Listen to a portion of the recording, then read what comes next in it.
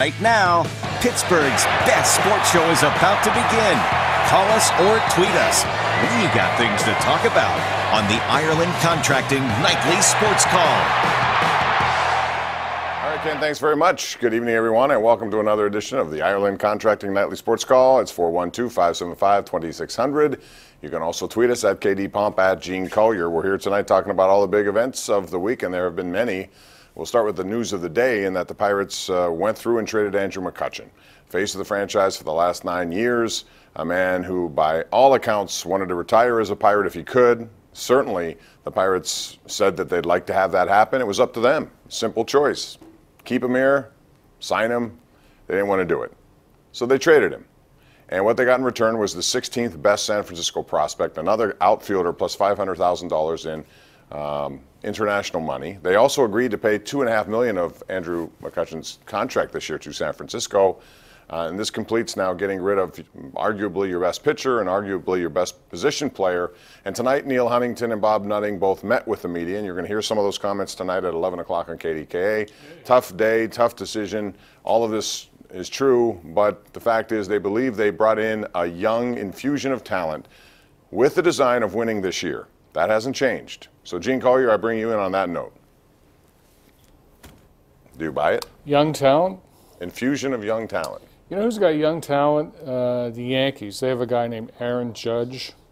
The Cubs have this guy, Chris Sanchez. Bryant. Yeah, there's a lot of it. That's young talent. What you're talking about here are prospects. In fact, you know, if I have a suggestion, you should change the franchise name to the Pittsburgh Prospects, because that's all you talk about, that's all you operate for, and good luck to you. You're doing a great job alleviating the parking problems around PNC. Yeah, well, and that's it. And you wonder about a dwindling fan base and certainly season ticket buyers, and the message is it remains the same. They believe they're going to have, and you'll hear Bob Nutting talk about this, you can make your own conclusions, a young, energetic team that will go out there and be motivated to win every single game. Okay. Yeah, like the Yankees? Like the Yankees, apparently, yes. So, okay, good. Anyway, they made that, so Garrett Cole's out of here, 4 guys coming in, again, prospects, and we'll see what happens with the Pirates, but as far as them being relevant this year, I find that to be very difficult to believe, and certainly Vegas does not believe it because the odds of them winning got even more steep or steeper or whatever the case may be. What are they, 200 to 1 now? I believe it's over that, but I'm not sure. It was 100 to 1 before all of these transactions. At least 200 to 1. Yeah, maybe so 500 to 1. We'll see what the Pirates do to put people into the infusion of talent and what exactly it is. Some believe it's a good baseball move. See, I don't buy into that. I buy into, I think with Cole and McCutchen, they could have added pieces to make them at least a team. Maybe, you know, if you really believe what you say, and what you say is you want to be competitive each and every year, then you don't make these deals.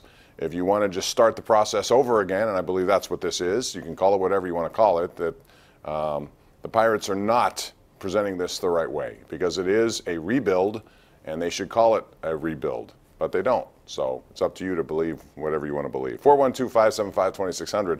We're also talking about the Steelers and their instant elimination yesterday at the hands of Jacksonville. And, Gene, this brings up a problem with them in that even though they've had a lot of success regular season under Mike Tomlin, some of these games in the playoffs, last year's AFC Championship game, they were shredded in New England.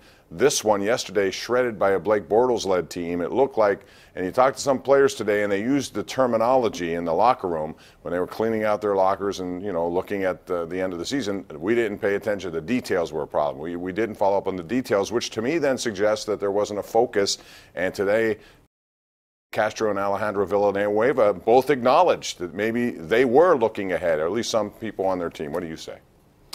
Well, I mean, if that's the case, that's unfortunate. And, you know, it goes against every principle that you're taught from, you know, when you first start playing football. You don't disrespect anybody or look past anybody.